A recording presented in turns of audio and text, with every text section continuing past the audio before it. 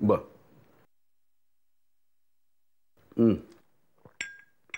ठीक आहे ना. मग नाही, मला फक्त एवढंच म्हणायचं की ज्या गोष्टी काही आहेत त्या तुम्ही जर मला आजच्याच कळवलं तर सगळ्यात बरं ना. हां, फाईन फाईन, ॲब्सोल्युटली फाईन. ठीक आहे. Okay okay, bye bye. मला बोलवलं होतं बाबा? हो, बस ना.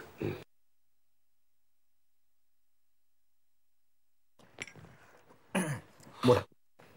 वसुला सांगत होती तू पुन्हा पोलीस स्टेशनला गेला होतास. हो, गेलो होतो. काय झालं? विक्रांत भोसले काय बोलला? बाबा मी म्हणजे आपण जेव्हा गेलो होतो ना तेव्हाच बोलणार होतो तुमच्याशी. काही गोष्टींमध्ये आपण पोलिसांना फोर्स नाही करू शकत. त्यांना काही गोष्टींमध्ये गुप्तता ही बाळगावीच लागते. अरे हो, पण आपण तर सगळ्या गोष्टी कुठे विचारतोय? आपण त्यांना एवढंच विचारतोय आधीला का पकडलं होतं, बस. That's all.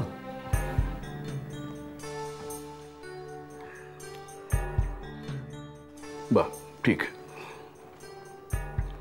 तू पुन्हा पोलीस स्टेशनला गेलास तेव्हा काय विचारलंस? हेच की त्याला का पकडलंय. मग उत्तर काय होतं? पुन्हा तेच. तू त्याच्याविषयी काही विचारलंस का किंवा तू स्वतःहून काही माहिती दिलीस का? काही म्हणजे?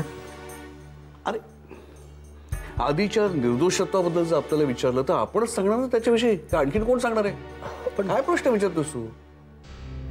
कशासाठी? काय झालं, तू एवढं गोंधळलास का? नाही, मी नक्की त्यानं काय काय सांगितलं ते आठवायचा प्रयत्न करतोय. हे बघ चंदू, काय असतं, पोलिसांची पद्धत ही अशी, अर्थात तुलाही माहिती आहे म्हणा, पोलीस चौकशीसाठी सगळ्यांना एकत्र कधीच बोलवत नाही, वेगवेगळं बोलवतात. आधीला त्यांनी आज सोडले म्हणजे उद्या पुन्हा बोलवणार नाही तसं होत नाही. कालही त्याने बोलवलं होतं. आपल्यालाही बोलवतील चौकशीसाठी. या विक्रांत भोसलेचं काही सांगता येत नाही. आणि अशा वेळी आपण प्रत्येकाने दिलेली माहिती ही सारखी असायला हवी. आपण जर वेगवेगळी माहिती दिली तर आधी पुन्हा अडचणीत नाही करणार. एक मिनिट. हा, बोला तांबडे. बा ठीक आहे, मग उद्या. हा, बाय. Advocate तांबड्यांचा phone. त्या अब्रू नुकसानीच्या दाव्याविषयी बोललो होतो मी त्यांच्याशी. उद्या त्यांना कोर्टात जाऊन भेटायचंय. एक कॉमन मॅन काय करू शकतो हे पोलिसांना कळायलाच हवं.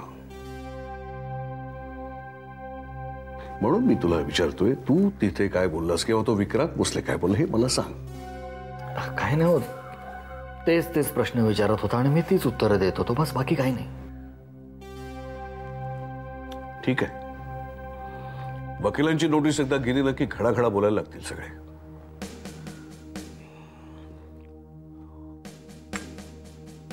बरं, तू उद्या काय करतोयस? जे काय करत असली तर नंतर कर. उद्या तू माझ्या बरोबर ॲडव्होकेट तांबड्यांच्या ऑफिसमध्ये यायचंस. चल.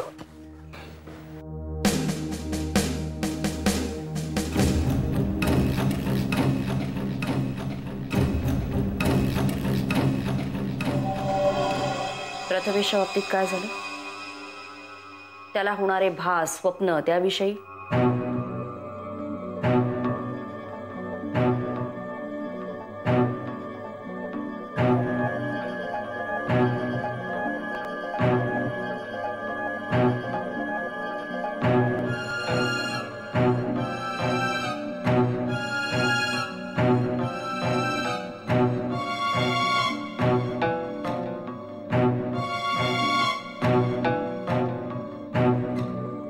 आई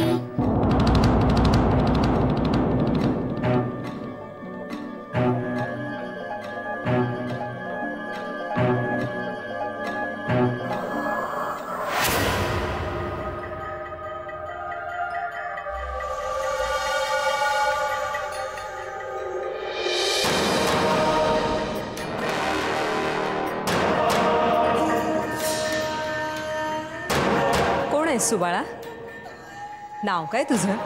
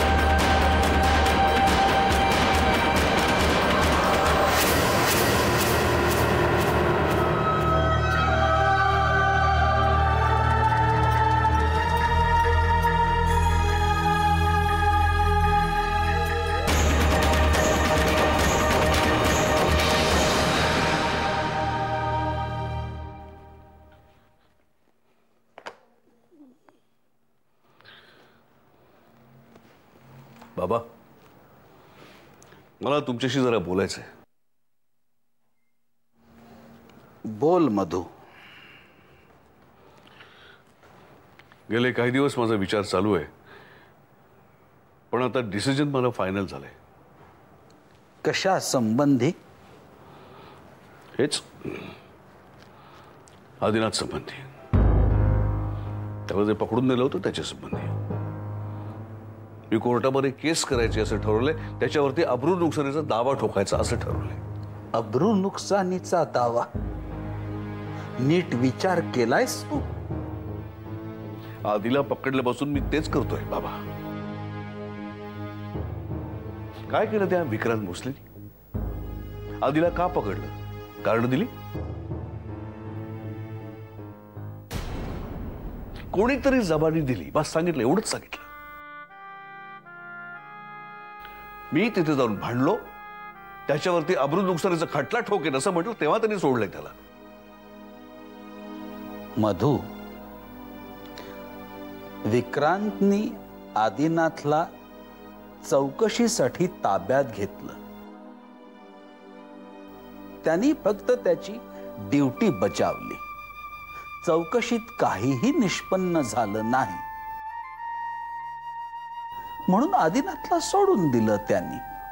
अरे पण त्याच्यामुळे माझ्या आधीची अवस्था काय झाली पाहिलं?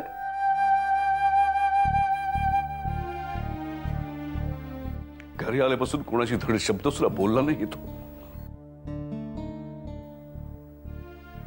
चौकशीमध्ये काही सिद्ध झालं नसेल, पण चार चौघ बोलायचं ते बोलतातच ना. आणि हा आधीवरती आरोप करतोय. त्यांनी स्वतःचा रेकॉर्ड कधी तपासलाय? अभिमानला पोलिसातून त्यांनी पळवून नेलं, पोलिसांनी हकालपट्टी केली याची. आता पुन्हा आलाय, पुन्हा त्याला आपणच सापडतो. काय झालं दादा? कालपासून तू विचारतेस मला काय झालं, तुलाही सगळं कळायला हवं. मधू, मला एक सांग, विक्रांत भोसलेवर खटला भरून काय साध्य होणार आहे? काय साध्य होईल न होईल ते नंतर बघू आपण. त्यांनी पुराव्याशिवाय अटक केली आदिला. आपण त्याच्यावरती पुराव्या सकट. एक मिनिट. कोर्टात मांडायला त्याच्याकडे त्याची बाजू नसेल कशावरून? आणि या गोष्टीची जाणीवच करून द्यायची झाली तर वेगळ्या पद्धतीनेही आपण करून देऊ शकतो. वेगळ्या पद्धतीने म्हणजे काय? तो आदिनाथच्याच वयाचा असेल. फार फार तर वर्ष 2 वर्ष इकडे तिकडे. त्याच्यावर खटला भरला तर पुन्हा एकदा त्याची नोकरी धोक्यात येऊ शकते. माझं असं म्हणणं आहे की समोरासमोर बसून आपण या गोष्टीची जाणीव करून देऊ शकतो. तुमचा गैरसमज होणार नसेल तर सांगतो. पूर्वी सुद्धा मी पाहिलंय, या विक्रांत भोसले विषयी तुमचं माप जरा चुकतच असतं. असं काही नाही मधू. तू विक्रांतला ओळखतोस ते एक पोलीस अधिकारी म्हणून, पण मी त्याला ओळखतो तो एक चांगला माणूस म्हणून. हो खरंय खरंय दादा. बाबा म्हणतात ते बरोबर आहे. चांगला आहे विक्रांत भोसले. तुला काय माहिती त्या माणसाविषयी? अहो मी भेटले ना त्याला, म्हणजे हे आपलं योगायोगानं असं. भेटलीस त्याला? कुठे आणि कधी? पोलीस स्टेशन मध्ये. पोलीस स्टेशन मध्ये? तू कधी गेली होतीस तिकडे? म्हणजे हे पोलीस स्टेशन मध्ये नाही, पोलीस स्टेशनच्या बाहेर. बर, पोलीस स्टेशनच्या बाहेर. तू तिथे काय करत होतीस? म्हणजे आता नाही, आताच नाही आहे, म्हणजे मला आता आठवत नाही. म्हणजे हे मागे कधीतरी भेटल्याचं आठवतं. एकदाच भेटले मी त्याला. म्हणजे नाव सुद्धा मला नीटचं आठवतंय ना, विक्रांत भोसले म्हणून. हे आता बघ, म्हणजे आता तुम्ही ठरवा काय ते. मी आपलं माझं मत सांगितलं. मला बाबांचं मत पटतंय. मी जाते, मला देवळात जायला उशीर होतोय. मी जाते हा बाबा. आणि हे दूध घ्या तुम्ही. घ्या दूध ते. मधू, असा तडकाफडकी निर्णय घेण्यापेक्षा आदिनाथला विचारावंस असं मला वाटतंय.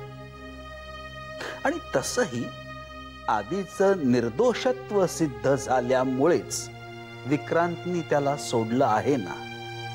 झालं तर मग मी बोलतो विक्रांतशी. सगळ्या गोष्टी सलोख्याने झालेल्या बऱ्या. जरा आधीला बोलो. बाहेर गेलाय तू?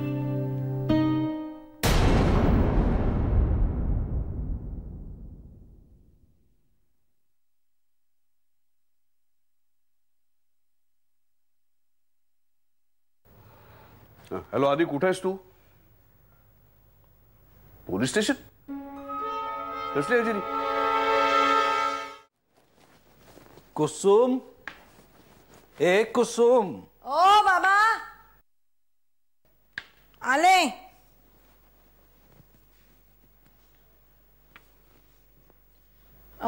बाबा. कुसुम, मला बोलायचंय तुझ्याशी. मला खूप कामं आहेत बाबा. कामं होत राहतील नंतर. कोणीही पळून जात नाहीये, ना तू न काम. बाबा त्या डोंगरेबाईंचा फोन आला होता, मला त्यांनी बोलवलंय. घाई आहे मला जरा. त्या परत करतील फोन, पण मला आत्ता बोलायचंय. बोला. मला माहितीये तुम्ही काय विचारणार आहात मला. ते तुमच्या चेहऱ्यावरतीच दिसत होतं मगाशी. ते मी पोलीस स्टेशन मध्ये का गेले हेच विचारणार आहात ना तुम्ही मला.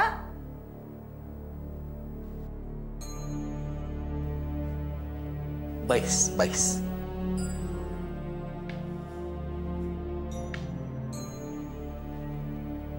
श्रीराम श्रीराम श्रीराम. मला एक सांग कुसुम, तू वाड्यावर येणार होतीस, तुला भरभरून बोलायचं होतं, का नाही आलीस? नाही आले. का ग? बापावरचा राग पुन्हा उफाळून आला की काय? बाबा माझा काही तुमच्यावरती राग नाही, पण मला एकच गोष्ट आवडत नाही. तुम्ही शेवटी फिरून फिरून त्या पत्रिकेवरती येता आणि तुमचा माणसांपेक्षा त्या ग्रहगोलांवरती जास्त विश्वास आहे. कुसुम, ग्रह तारे पत्रिकेचा अभ्यास हा सगळा माणसानी अंदाज वर्तवण्यासाठी, भविष्याचा अंदाज वर्तवण्यासाठी केलेला अभ्यास आहे. माणसानं प्रगती केली आहे खूप. सगळं असेल, केली असेल प्रगती, पण जाणारा माणूस थांबवता येतोय का भविष्याला? येणारा अरिष्ट टाळता येतंय का भविष्याला? कुसुम, ग्रह तारे यातलं काहीच करत नाहीत. ते योग्य दिशा दाखवतात, ते फक्त अंदाज दर्शवतात. जे काय करायचं असतं ते माणूसच करतो. आधीच्या बाबतीत तुम्ही काय भाकीत केलं होतं? मी म्हटलं होतं की आदिनाथ निर्दोष सुटणार आहे म्हणून. बा आदिनाथवरनं आठवलं, तू पोलीस स्टेशनला का गेली होतीस? मी म्हणजे ते विक्रांतची बाजू म्हणजे मांडता यावी ना म्हणून मी तसं म्हटलं. त्याची बाजू तू घेण्याचं काय प्रयोजन? तुझा आणि त्याचा परिचय. अरे परिचय नसला म्हणून काय झालं? तो माणूस तरी चांगला आहे ना. याबद्दल माझं दुमत नाहीच आहे. मग माझं सुद्धा दुमत नाहीये. म्हणजे तू पोलीस स्टेशनला गेली होतीस? मी कशाला जाऊ? म्हणजे हे कारण मी हे बघा बाबा, मी आधीला जर का भेटायला गेले असते ना तर मी सुलेखाला भेटायला गेले असं तुम्ही सगळ्यांनी म्हटलं असतं. आणि मी सुलेखाला भेटायला गेले असते ना तर मग मी काहीतरी गुन्हा केलाय असे तुम्ही सगळे माझ्याशी वागला असतात. पोलिसांनी तुला सुलेखाला भेटू दिलं नसेल ना? नाही ना, म्हणजे मी गेलेच नव्हते तर मी कशी भेटणार ना मग बाबा. मी जाऊ का? मला उशीर होतोय. मी श्रीराम श्रीराम.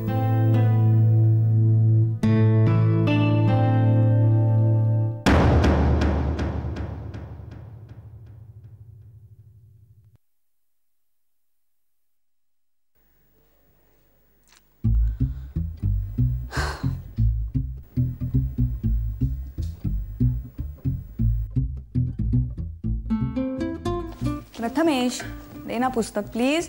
प्लीज म्हटलं तरी नाही. दे प्रथमेश, प्रथमेश दे ना. अरे कसला पळतोस रे तू? थांब मी तुला पकडणार. प्रथमेश, प्रथमेश दे ना. ये पकडला की नाही? दे पुस्तक, दे दे पुस्तक, दे. तो हात इकडे कर.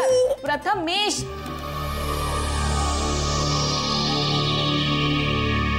दे. प्रथमेश थांब, नको रे पळूस. चिडवतोयस? थांबा, थांब पकडतेस तुला मी. प्रथमेश थांब ना.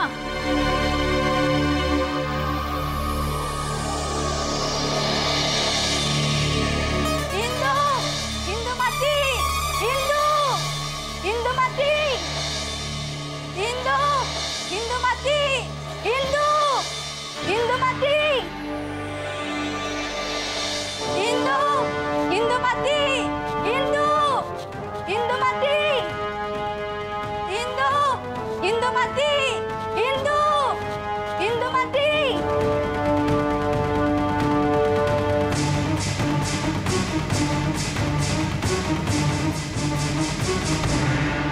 प्रथमेश नको रे, माझा मूड नाहीये खेळायचा आज. असं काय करतोस? प्रथमेश. शुभ्रा,